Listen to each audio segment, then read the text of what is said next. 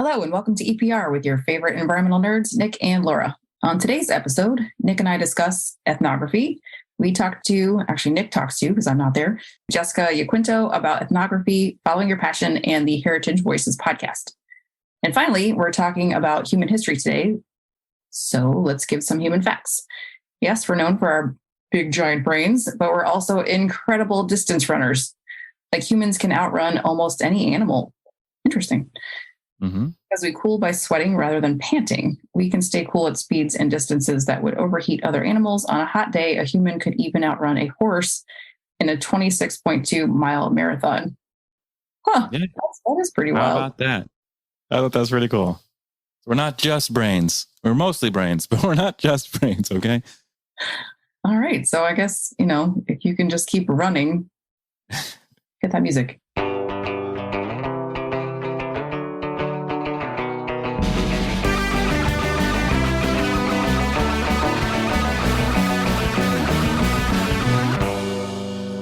Black History Month is here, and we're preparing for a content-filled month of daily highlights of conservation champions over at the Green Obsidian, which is created by Sierra Talaferro, and highlights people such as Rue Math, founder of Outdoor Afro, Dr. Tiara Moore, founder of Black in Marine Science. Check out Sierra's latest guest spot from last week on EPR and follow the Green Obsidian on both LinkedIn and Facebook every day in February. All right, we are out of pocket for a sponsor this week, so here we go with our Nick's Corner sponsor of the week. Ready?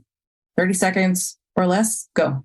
All right. You know how you have toys for kids, right? We're always looking for the next greatest, best thing for kids to have. We all have rattles, right? We got rattles for babies. Introducing the next evolution in the rattle. It's rattlesnakes for kids. That's right. Rattlesnakes, everybody. That's right. They're poisonous. They're dangerous. They're deadly, but they do rattle. And isn't that what kids all want? So please check us out at www.wedon'tkillallthekids. It's the rattlesnakes, not us. Please don't sue us.com and get your rattlesnake for your kid today.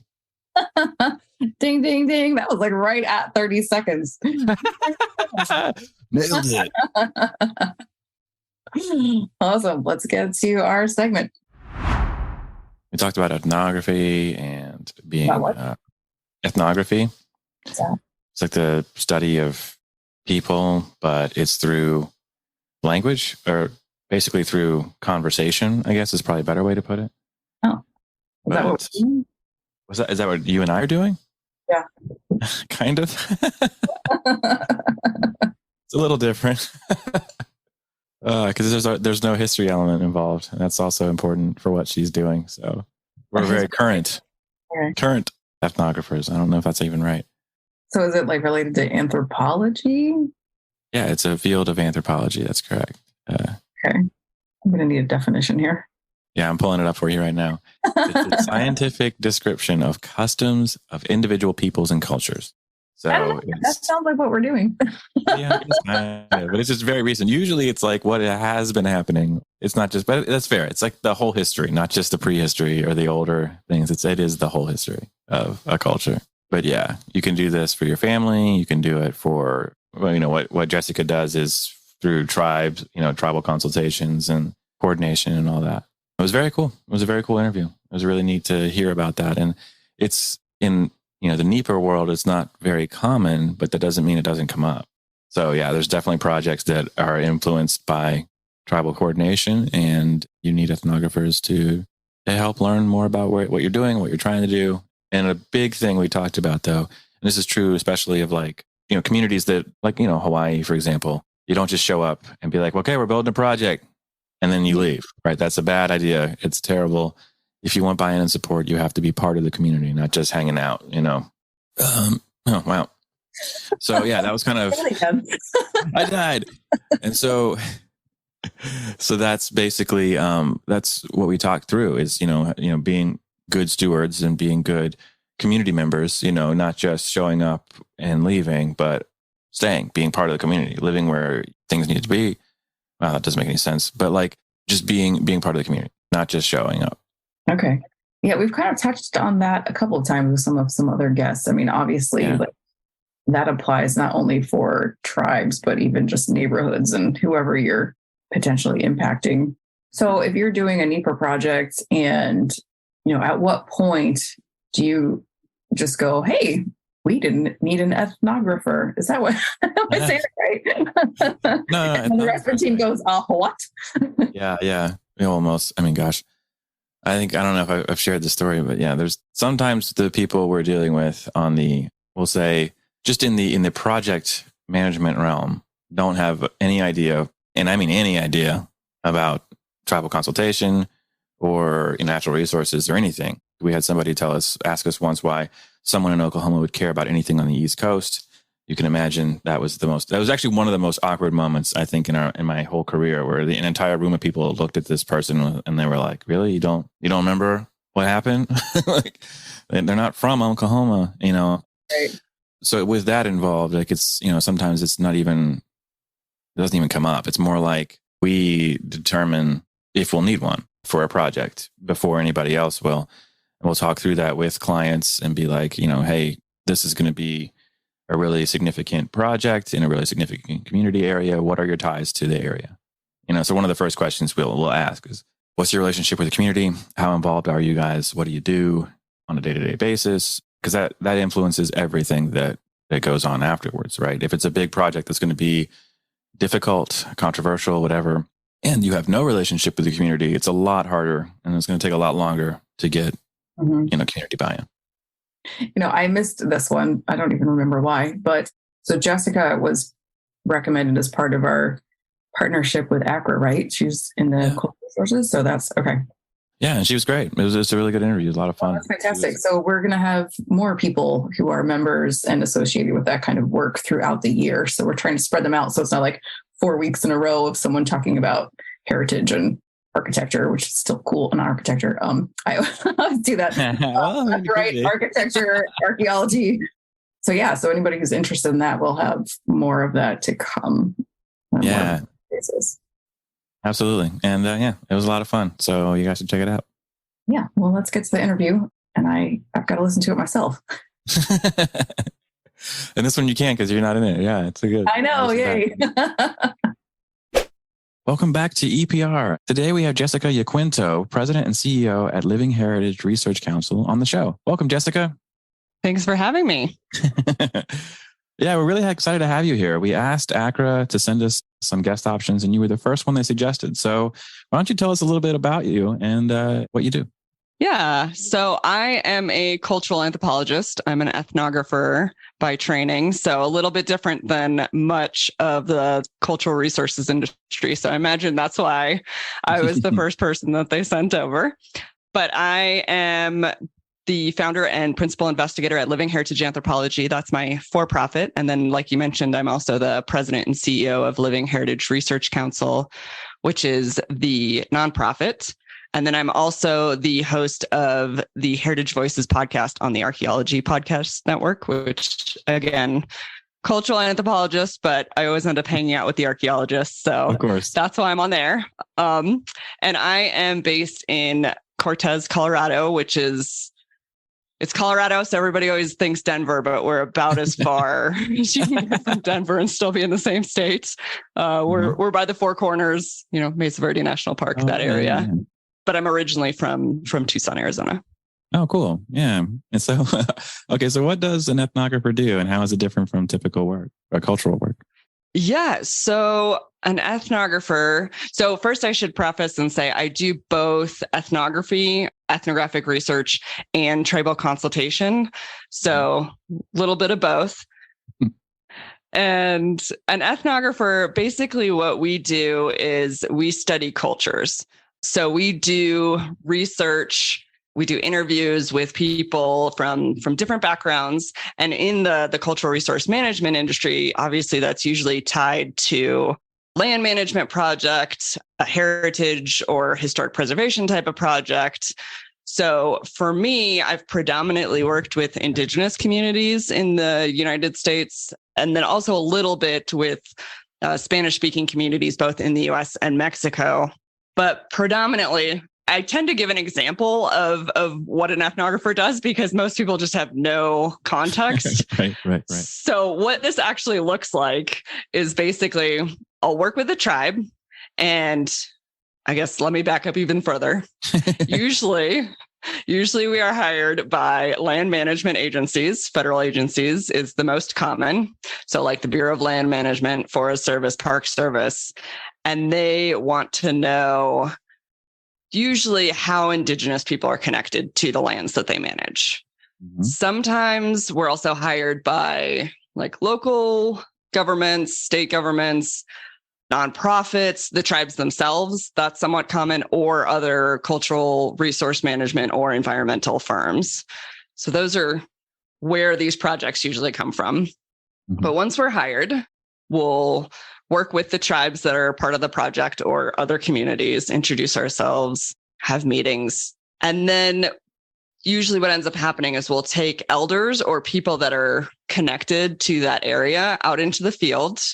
We'll go to a representative sample of the types of places on that field office or area that's under study, I guess we'll say, and talk about those types of places. So unlike an archaeology survey, for example, usually we're not going to do the entire project area because, again, a lot of these projects are very proactive. It's a whole field office for the BLM, for example. I do a lot of BLM projects, as you could tell.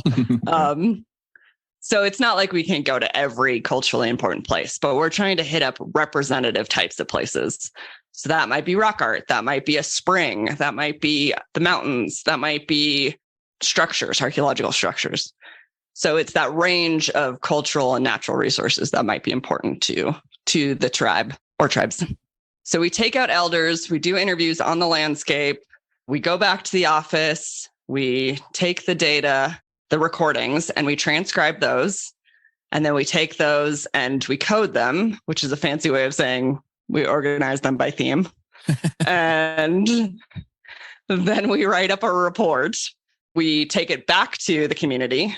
Did we get this right? Are we understanding your story correctly? Is there other things that you want to add? Or what else do you want to tell the land management agency about how they should manage their land, about any particular places that are especially important or need an extra level of protection? Maybe they need to be identified as traditional cultural properties. And then once we input their changes, then it goes back to the client.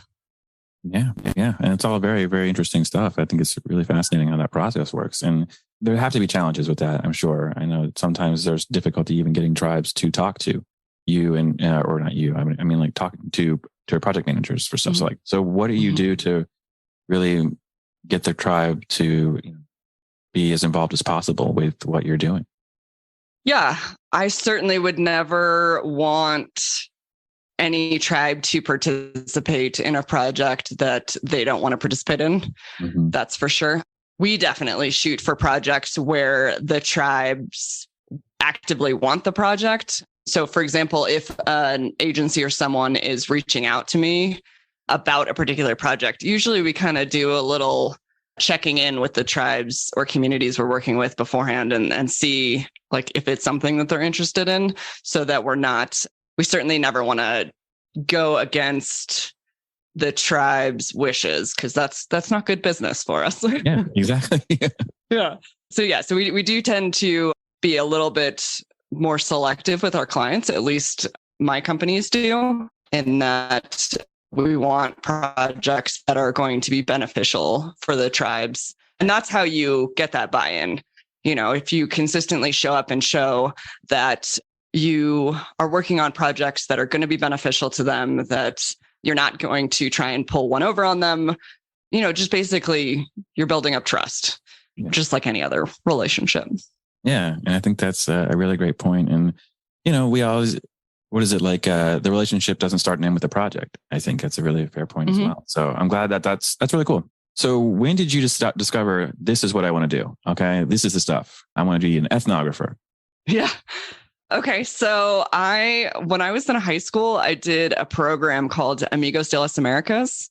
And basically so it's a program that fosters intercultural exchange, community development, and youth empowerment across the Americas. So the first summer, I spent 8 weeks in a very small, about 800 people village in Panama, and with one other American at the same age. So we were both 17, and we did community, or I guess collaborative based work with the community.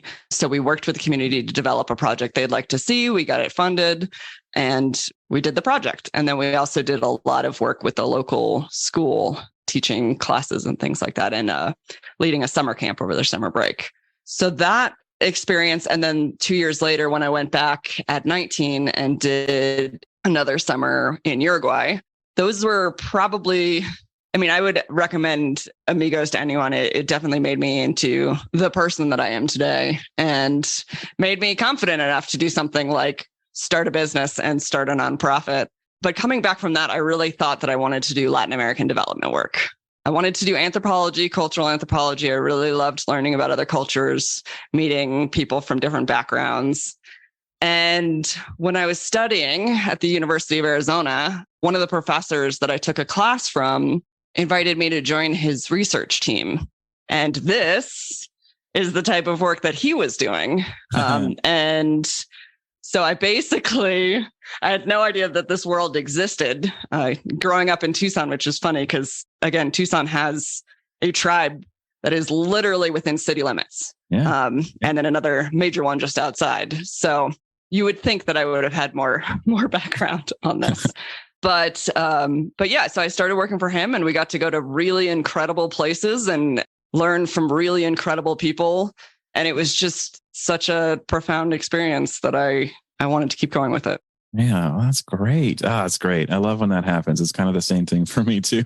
It's like, oh, this is neat. I should keep doing this. Yeah. Yeah. So, okay. So that's really cool. Kind of like, you went to college and kind of found your place there. So what advice would you give maybe to your younger self, when you first starting your career or even when you're in college, that you think may have helped you if you had learned, just if only I had known this? Oh, that's a good question. I think it's hard for ethnographers because we kind of have to know about everything. Mm-hmm. It's not like you're an archaeologist and you're like, okay, I'm going to study this one area and I'm going to become such an expert in it and this is going to be my thing. We study what's important to people. And in my case specifically, I work with Indigenous people, and what's important to Indigenous people is everything. So we have to know a little bit about hydrology, and we have to know a little bit about plants, and we have to know a little bit about GIS and archaeology and language and all of the different aspects of anything that's important to people. And that's a lot. Yeah. And we tend to cover wider regions than the archaeologists do.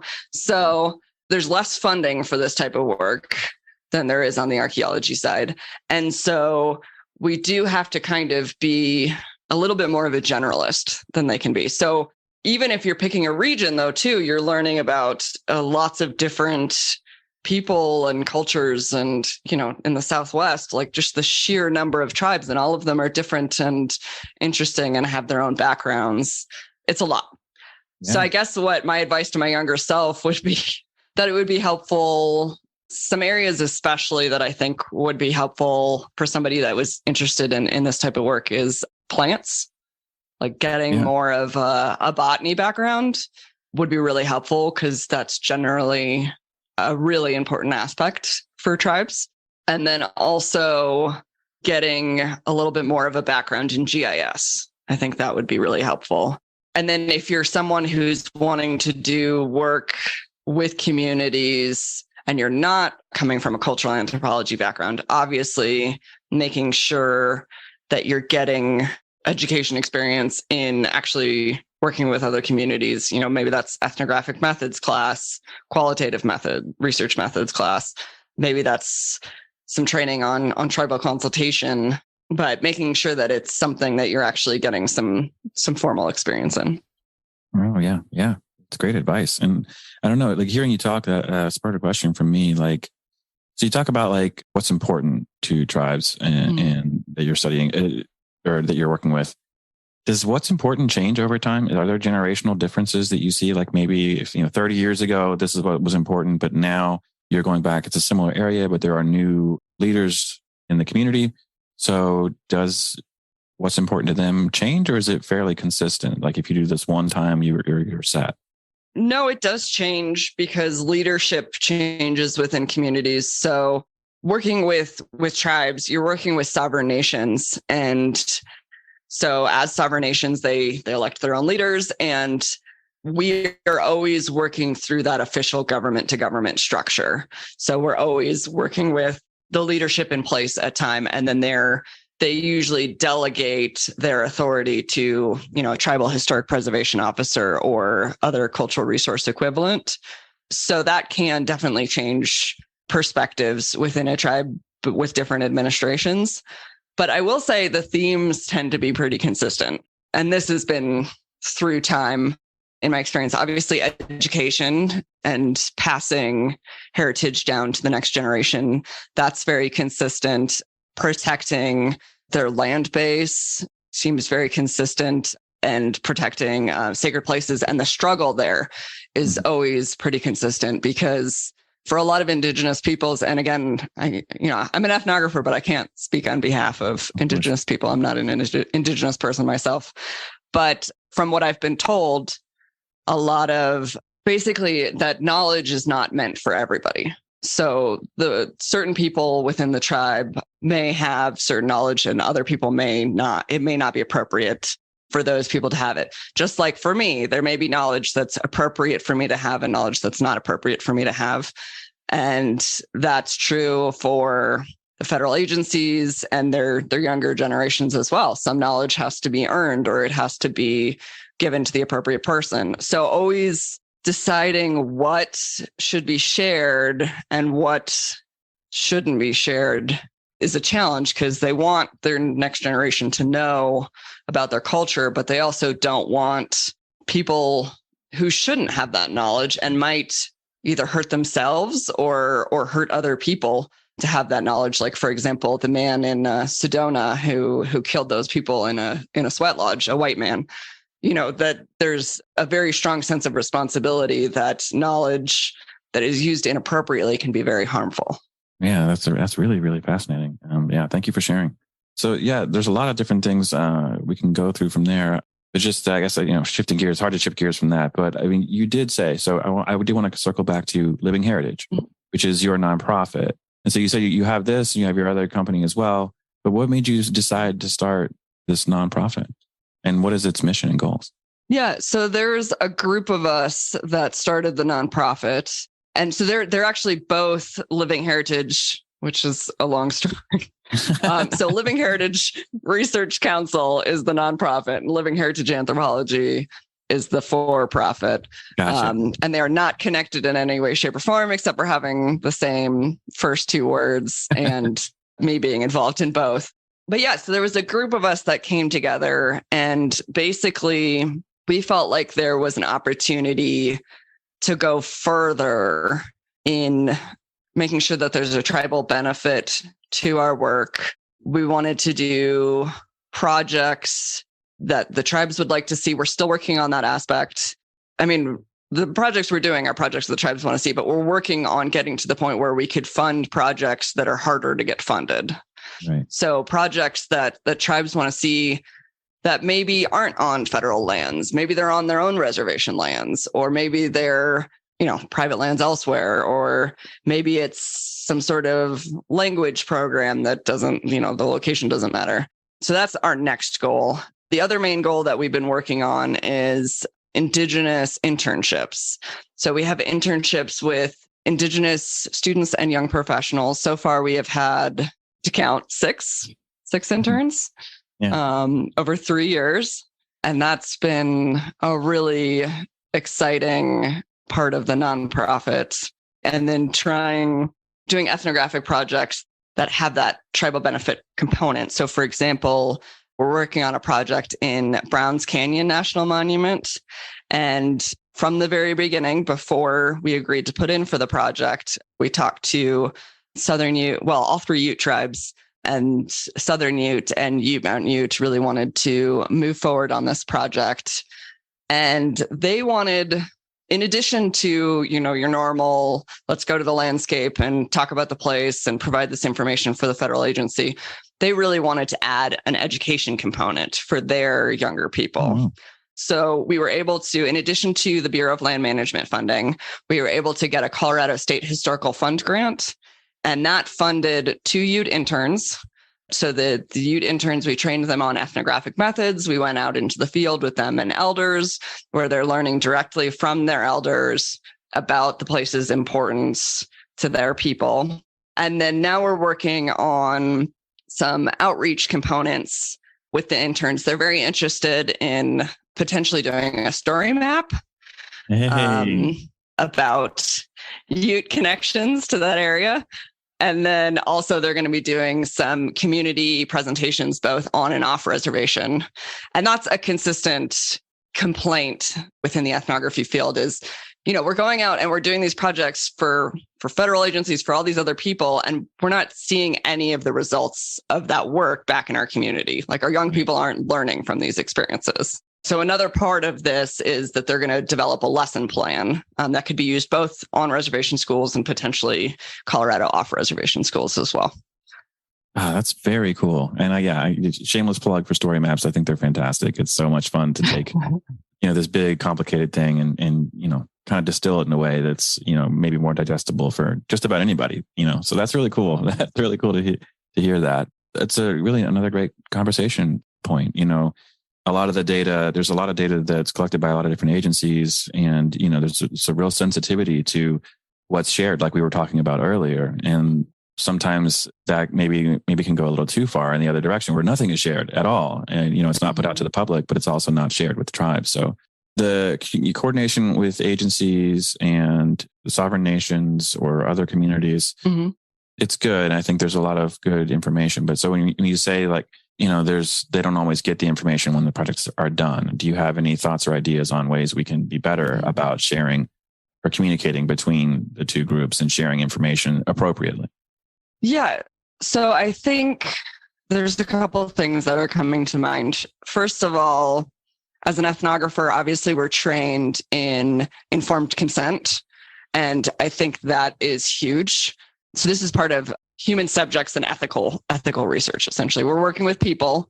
We're not working with plants or other natural resources or even cultural resources. We're working with people, and that has to be done in an ethical way. And part of that is being very transparent from the beginning about, what research is being used for or what projects are going to be happening. So I think transparency is number one. Also, I think the understanding that you don't just build a relationship. I think you said this earlier, that relationships are really long-term. They're not, okay, we're going into this community for this one project and then bye, we'll never see you again. Right. It's sitting down and sharing a meal with people, like making food, bringing food, maybe doing some research into what is an appropriate gift. Yeah. For the specific community that you're working with. And if you're working with elders, you need to feed them and you need to bring them a gift, because what they're sharing with you is important. It's valued within the community. And so there's an expectation that knowledge is equivalent to, I don't know how to put this exactly, but that it needs to be treated with respect. And that's part of the way of doing that. So I'd say doing your research, listening. And when I say listening, there's a very different way of listening in our culture than with a lot of indigenous peoples. And if an elder is talking, even if they're talking for an hour straight, you are not jumping in. And a trick that somebody taught me once was, when an elder stops talking, you count to 5 slowly. And then you can jump in, but you do not jump in before they could start going again, basically. Yeah. So learning about how to be respectful, being transparent, apologizing when you do something wrong, that goes a long way, and then fixing it. So basically just all of the things, again, that you would normally do when you're trying to build trust with somebody. Yeah, but it's all really great. So I appreciate you sharing that with us. You also, I don't know if you know this, because you said it earlier, you have a podcast too. So I do, which is great. So it's the Heritage Voices, and it's been going on for about 6 years, which is really, really impressive. So tell us a little bit about it and how it's going. Yeah. So I love the podcast, mostly because it's an excuse for me to get to sit and listen to really interesting people. Right. And, just to excuse to email somebody and be like, oh, I think you're cool. You want to come on my podcast? Yeah. But anyway, I really like it because it focuses on specifically centering Indigenous and other community voices in, anthropology, cultural resource management, heritage, and land management.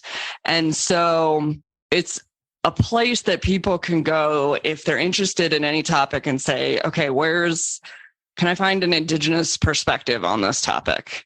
Mm-hmm. And I like that because I always hear people saying like, oh, I can never, I'd really love to include more Indigenous voices in whatever thing I'm doing, but I can't find anybody. And it's like, well, look, I have 6 years worth of podcasts. I'm sure there's somebody in there that you can find to reach out to. Right. And so it's just a good collection of all of these amazing Indigenous, but also like Hispanic, Black, Asian voices. So when people are saying, like, oh, it's too hard, or I don't know how to incorporate this, it's a resource for those people. Oh, that's great. How often do you publish? We're only monthly, mostly because it's a lot of work to recruit people, because again, it is a smaller number of people, hopefully not for long, but yeah, so it's only monthly. And because it's a side on top of the for-profit and the nonprofit, and clearly I'm a person other that things takes going on too much. Weird. If you're an Indigenous person or, a Black person, Hispanic, another BIPOC person who works in the environmental industry and you want to come on the podcast, I'd love to have you. That we do tend to, because again, we are on the Archaeology Podcast Network, so we do tend to get a little cultural resources heavy, a little archaeology heavy, even as the ethnographer and cultural anthropologist of the crew. So I'd love to have a lot more land management discussions on there. So if you're out there, please feel free to reach out to me. Love to have you. Oh, that's great. So, and can they get it wherever they get podcasts? And on all the platforms? Yeah. Perfect. So so Heritage Voices, don't forget to check that out, everybody. And I love it. I totally agree with everything you said about podcasting, by the way. What a shock that I also agree with you on that. But yeah, awesome. Yeah. So anyways, please do check it out. Now it's time for one of our little segments we like to do on the podcast, our podcast called Field Notes. That's a part of the show where we talk to our guests about memorable moments doing the work that they love. So we are encouraging our listeners to share their stories with us with the hashtag Field Notes so we can read them out on future episodes and have a laugh. So we'll start actually with, I have a couple I want to ask you about, but the first one I want to know more about is the coolest experience you've ever had, which is, I know is unfair, but if you have a moment in your career that you would describe as cool, what would that be? Yeah. I mean, that's tough because again, there's so many cool experiences. There's that moment where you're out with a tribe and all of a sudden everybody like switches to their language and they're talking about something and you're like, I have no idea what's going on, but something important is happening. Like that's always a really special moment. But I guess the one that comes to mind, because it was pretty recent, was for the Browns Canyon project that I was talking about earlier. We actually had the opportunity to talk to the Secretary of the Interior, Deb Haaland, about that project while she was stopping through Browns Canyon. And that was a really special experience. One of our two interns got to meet her. The tribal rep that we work with the most got to join. Our board chairwoman, who's Indigenous, she's from Colorado Springs. She's awesome. She's an archaeologist, although we don't hold that against her. I was about to say. Yes, she's the best. Yeah, that was just a really special, incredible moment. It's a project that means a lot to me in so many different ways, especially all the work we've done with the tribes to make it what they envisioned for the project, and that with that funding from the Colorado State Historical Fund. But then just, getting to meet Deb, getting to give that experience to our intern, it was really special. Oh, that's really cool. I am super jealous. Yeah, I promise not to hold it against you. It was funny because I got the phone call about meeting her when I was in the middle of an ACRA board meeting. So the American Cultural Resources Association. So we had like a 5-minute break or whatever. I stepped out and listened to my voicemail and got the message inviting us to meet Deb Haaland. And so I went back in the board meeting and I was just freaking out, but I wasn't allowed to tell anybody. Right, of course. Oh, yeah. So it was like, all these people are like, are you okay? I'm like, I'm fine. Yeah. Everything's good. It's great. Yeah. Like, okay. No, that's wonderful. I am very jealous, but really, really exciting. So that's really cool that happened. Okay. One more story from you. I want to know maybe what's the funniest thing that's ever happened to you in the field? Okay. I mean, that's hard too, because Indigenous people are hilarious, like across the board. I never laugh harder than when I'm in the field. But so one that happened not too long ago that comes to mind, though, I was in the field with a couple tribes and lots of agency representatives from a couple different agencies as well. And it was the summer, and I had picked a couple different types of berries from my yard and brought them as a gift, thinking it was a nice little gesture of friendship there, bringing a couple different types of berries that I knew were edible from the area, local native plants. And I brought them and we were passing them around at the opening meeting, and the agency representatives are happily munching, and they get to some of the elders and they start looking at the berries and looking at each other and looking at the berries and looking at each other. I'm like, okay, something's happening here and I don't know what it is.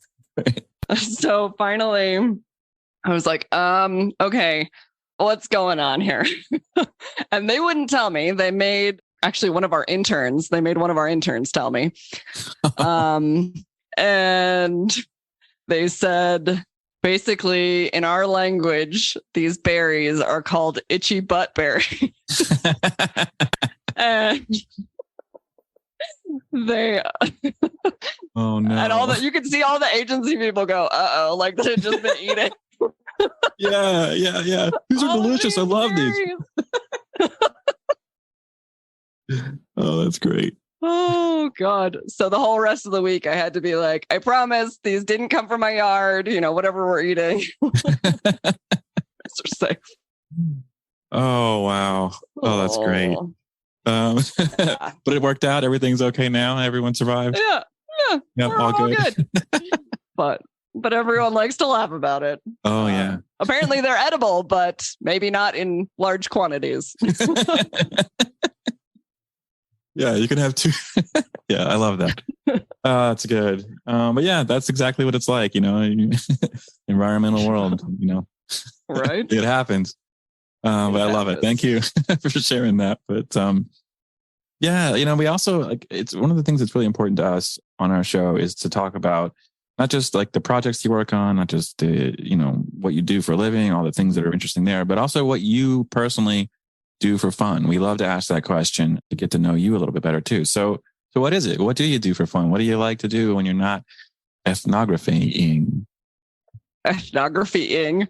Yeah. Well, I mean, I would say, obviously I got into this type of fields because I love meeting new people. I love languages. I love being outside and exploring new places. So I do a lot of that in my free time too. A lot of traveling, a lot of hiking, spending time with friends. Yeah, my husband and I, we really do love traveling internationally. We love doing food tours, for example.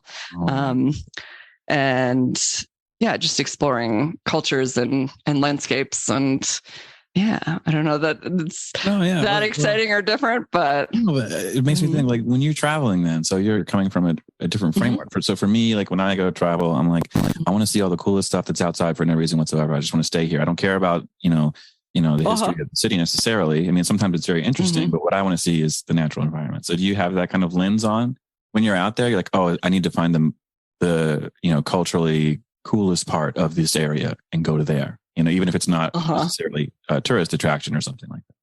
Yeah. So, well, for the one thing that you mentioned that reminded me of, my husband and I love to read books by authors from that country whenever we travel somewhere. So we always we always seek out authors from the area we're going to and buy their books and read it while we're there. It's just a way to, engage on a different level with the culture, which I always think is kind of fun. Although a lot of the countries we've gone to lately, it's a lot of sad war books, but that happens. I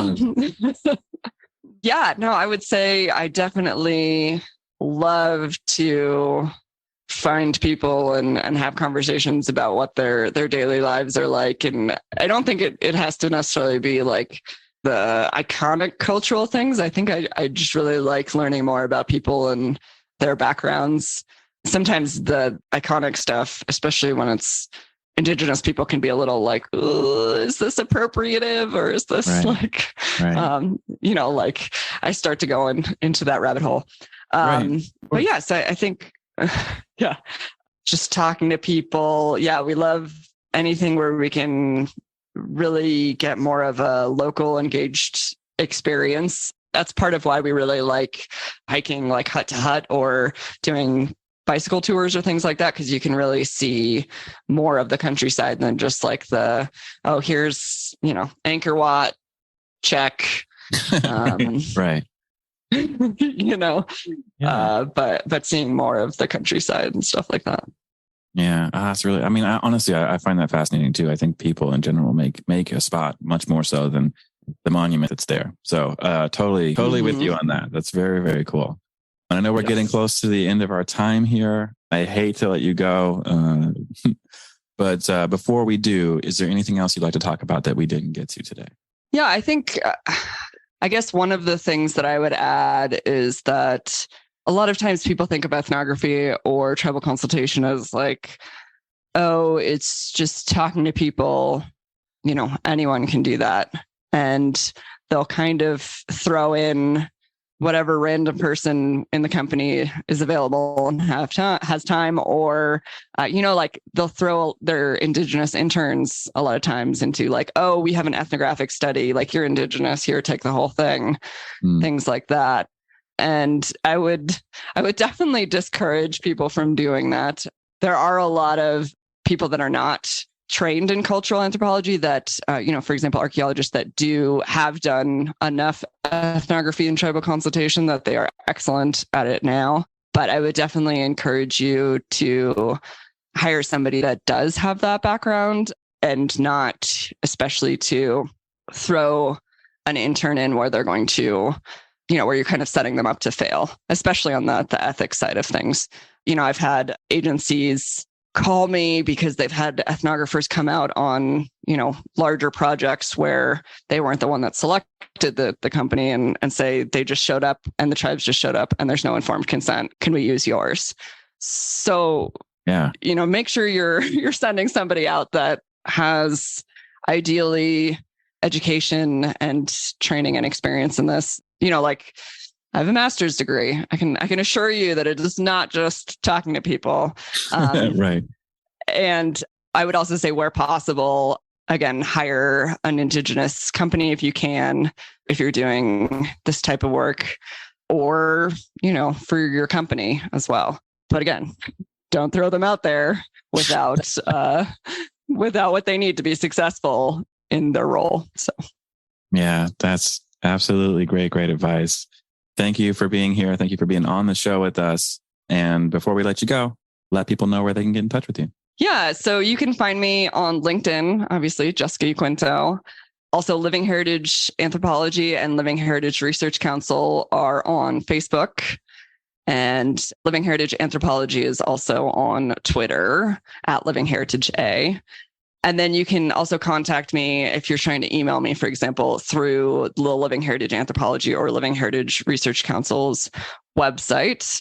And also, I will throw in a plug there too. If you want to donate to any of our work, if you found any of the nonprofit work that I mentioned interesting, you want to support Indigenous internships, you can go to the Living Heritage Research Council website and make a donation there. We always appreciate that. And want to make a plug for the Heritage Voices podcast. Yeah. Just a little bit that you work on. Yeah. Yeah. Just a couple things. Just a couple things. Thank you so much, Jessica. Really appreciated it. All right. Thank you. That's our show. Thank you, Jessica, for joining us today. Please be sure to check us out each and every Friday. And don't forget to subscribe, rate, and review. Bye. See you, everybody.